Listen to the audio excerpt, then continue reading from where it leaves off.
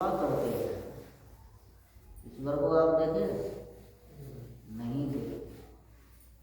अगर ईश्वर मिलते ना तो लोग तुरंत जाके ईश्वर से बात कर लेते, तभी ध्यान भजन का तो सिस्टम ही खत्म हो जाता होता। अभी स्तुति का लिखी ईश्वर से मिलने के लिए, ईश्वर से बात करने के लिए प्रोसेस, नियम बना हुआ है, एक रूल है लागू। यही स्तुति, विनती, प्रार्थना और ध्यान, इसी के जरिया से आप बात करेंगे। दूसरा कोई उपाय ही नहीं। एक प्रोसेस है, एक रूल है। जब इस रूल पर आप उतर जाएंगे, और पक्का मैं कहता हूँ आपसे जरूर बात करेंगे। लेकिन हाँ, शरीर शुद्धम मन शुद्धम, ये भी करेंगे। अगर शरीर शुद्ध नहीं रहेंगे काम नहीं चलेगा।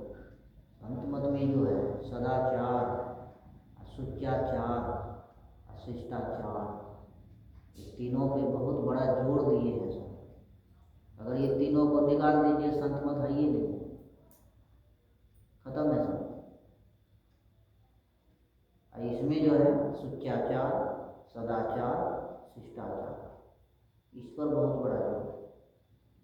ध्यान भजन के साथ साथ ये भी आवश्यकता है। हम लोग देखते हैं बहुत सत्संगी को सदाचार नहीं करते। सदाचार करते किसको है?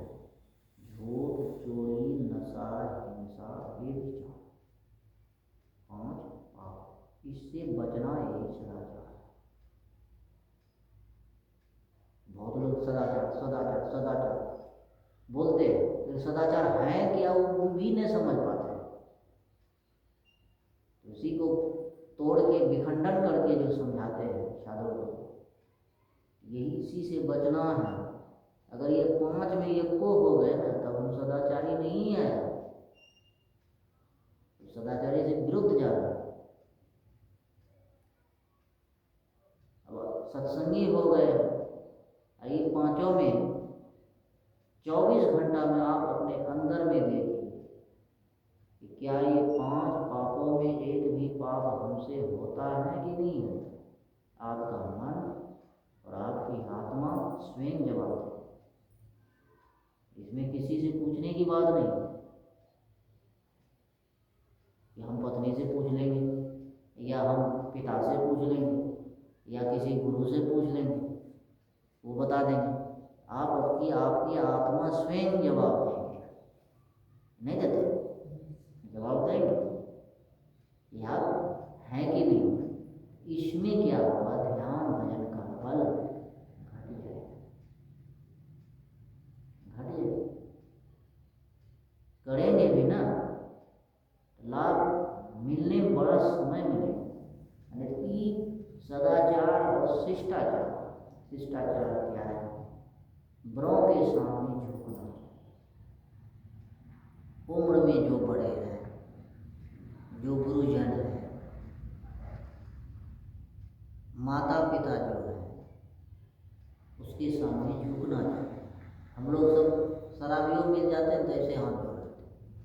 हमारा स्वभाव ही वैसा है। एक बार हम खैनी खा रहे थे, उसको गए मांगने के लिए, तो ऐसे हाथ जोड़ लिए, जय गुरु महाराज। तू कहते बाबा आप ही हमको प्रणाम कर रहे हैं। मैंने कहा कि आपकी आत्मा को हम प्रणाम कर रहे हैं। स्वभाव ऐसे, तो उसमें इसी को शिष्टाचार कहते हैं। शुच्याचार क्या है? पानी से निकास पेशाब, एक भी दिन बिना पानी का निकास पेशाब नहीं कर सकते। इससे शरीर आपका परम पवित्र रहेगा, शरीर में बल रहेगा, आध्यात्मिक तेज रहेगा आपके शरीर। और बिना पानी का निकास पेशाब अगर हम नहीं करते तो शुच्याचार में नहीं है। आप सोच भी जाते हैं बहुत लोग, तो सोच में भी हैंड वॉश, साबुन, मिट्टी कम से कम 4 बार 5 बार धोना चाहिए, तब साधु संत पैर छूने नहीं देता, यही कारण है। शिष्टाचार में जो कमी है, तो साधु लोग जो पैर नहीं छूने देते हैं, लेकिन छूने के बाद पुण्य का फल घटने लगता है। साधु संत तपस्या करते हैं, वो आगे बढ़ रहा है, नहीं आगे बढ़ रहा है, इसीलिए नहीं छूने देते, मना करते। एक आदमी कह रहे थे हमको कि स्वामी भागवत बाबा जो है पैर नहीं छूने देते।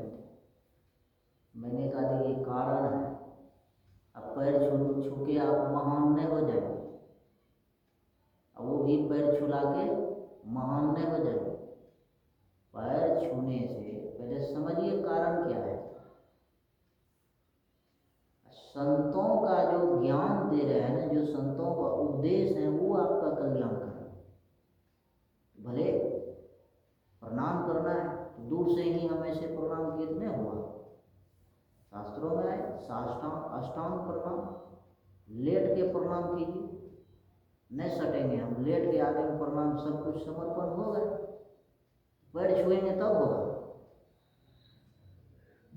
कितना मुँहे से प्रणाम बाबा, प्रणाम बाबा, मुँहे से, न हाथ चला न पैर चला तो मुँहे से रास्ते में मिलते नहीं कहते, मुँहे से बोल दे प्रणाम बाबा, प्रणाम, मुँहे से प्रणाम, वो कौन प्रणाम वो कौन प्रणाम, उसको क्या कहेंगे। स्वाभाविक मुँह से तो प्रणाम किए, देखे तो इस संत महापुरुष का जब हम प्रणाम करेंगे, अष्टांग प्रणाम करने से लाभ मिलता है, यश, कीर्ति, आयु, ये सब बढ़ता है।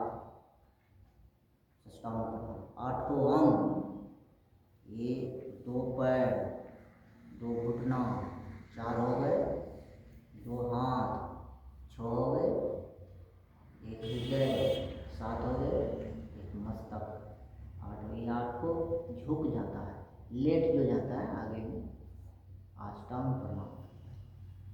तो अहंकार रहा ही नहीं।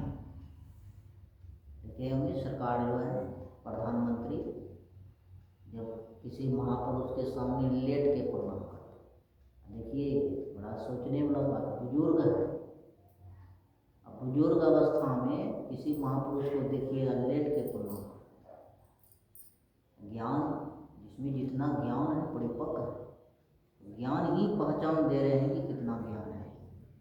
उस उम्र में लोग अभी सुख में एकदम झूल रहे हैं, कोई टेंशन नहीं, अब वो भी अभी देश का मालिक है तुरंत चाहेगा लॉकडाउन लगा तो लॉकडाउन लग जाएगा, जिधर आदेश करेगा उधर तुरंत हुक्म उसे हाथ में। ये कम साधारण वाली बात नहीं है। बिना गुरु यानी ईश्वर जो है कृपा जब करते हैं तो गुरु के द्वारा कृपा करते हैं। ईश्वर डायरेक्ट नहीं है ना आएंगे आपके, साधु संत के जरिया से कृपा करते हैं। अगर हम किसी संत या महापुरुष को भोजन खिलाते हैं, समझिए हम भगवान को भोजन खिला रहे हैं।